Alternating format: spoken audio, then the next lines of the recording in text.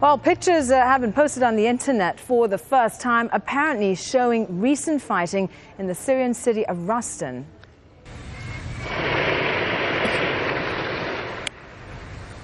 For several days, RASTAN has been the focus of a crackdown by security forces against military defectors who reportedly sought refuge there in large numbers. Activists say the military operation in the city stopped on Tuesday. Well, meanwhile, Turkey has announced military exercises on its border with Syria in response to the ongoing violence in the country. The announcement comes as the highest-ranking military defector in Syria crossed the border into Turkey and criticized the Syrian government. The Turkish Prime Minister has said the inhumanity of the Syrian government cannot continue. Zein Basravi has more. Across the country, the Syrian government is still trying to stamp out demonstrations. And despite daily death tolls, activists are refusing to stay off the streets.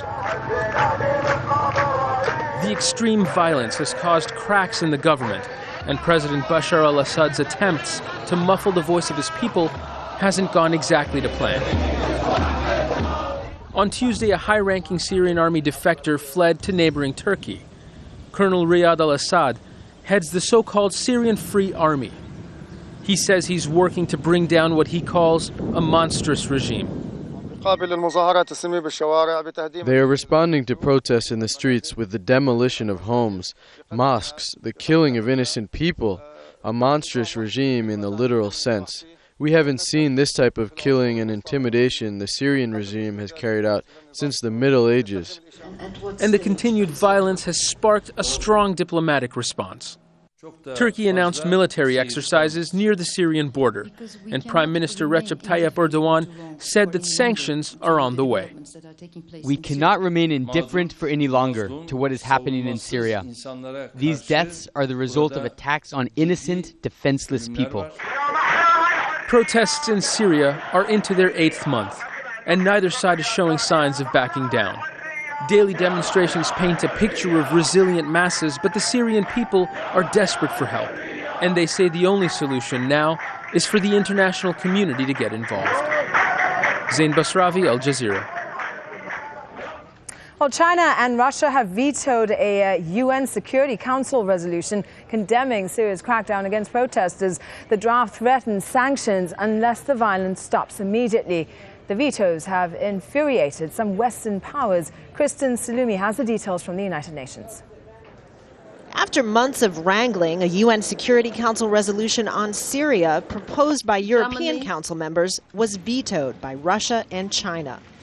Russia's ambassador said international intervention in Syria's domestic affairs would only encourage confrontation, not reform.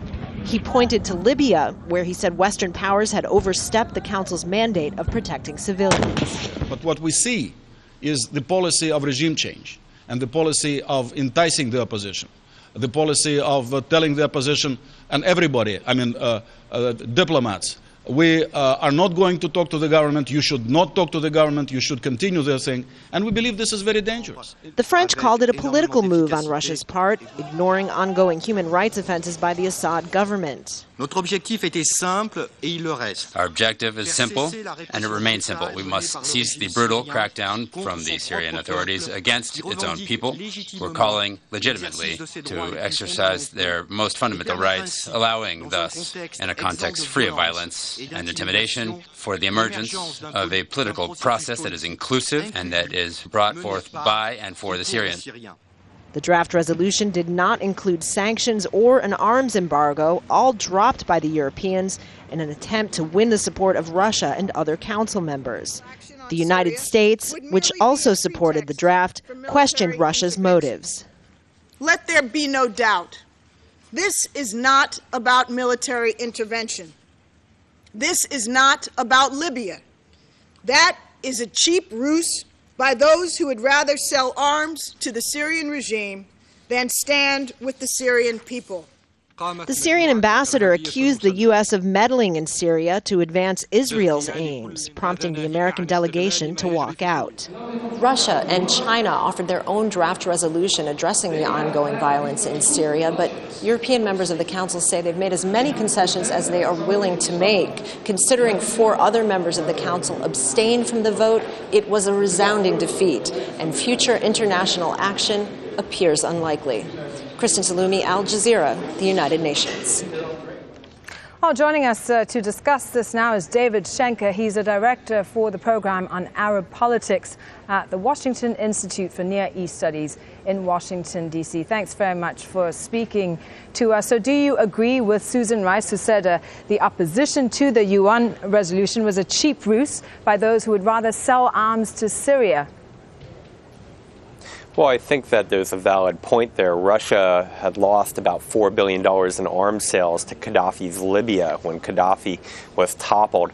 And they have $3 to $4 billion on the table with Syria, a regime that many states, including Turkey now, are boycotting. In fact, the most recent arms ship that was headed to Syria that was captured by Turkey had been coming from Russia. And what does China stand to lose, or what did it stand to lose if that resolution had gone ahead? Well, I'm sure China has some economic interests that it's looking for in Syria, but more so, I think it's a principled issue on China's part. China itself has a horrific human rights record and takes a very strict policy in its foreign policy about not, quote-unquote, interfering in the domestic affairs of foreign countries, because it doesn't want anybody saying or doing anything about the human rights abuses in its own country.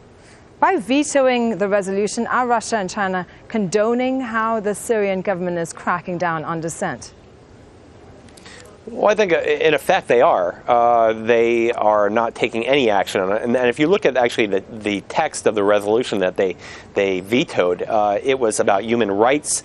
It was about the violence against civilians, but it also had a little sop to the Russians and the Chinese about that both sides, both the people who are massacring and the people who are being massacred, should stop the violence. And at the end, all it said was after 30 days, there should be a review to determine whether there should be sanctions. It didn't even call for sanctions or regime change. So I think by vetoing it, they really are protecting and insulating the regime from further pressures, which I think is regrettable at the least. But what effect would this UN resolution really have had on the situation in Syria if it had gone ahead? Would it have stopped the violence?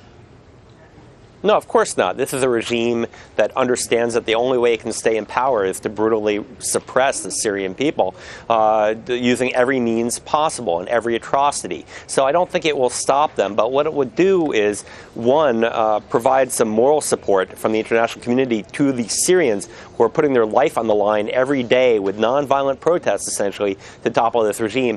And two, and I think equally, if not more importantly, it will focus the international community on actually moving toward a unified position that will put sanctions, targeted sanctions against the government over time to show this regime that it can no longer do this, and by hurting it where it matters most, which is economically. This regime depends on oil sales, 150,000 barrels a day, to generate the $7 or $8 million a day that it needs to buy the gas for the tanks and the bullets to kill the Syrian people. And without that, it would be very difficult for the Assad regime to continue. They're drawing down the reserves at a very fast rate.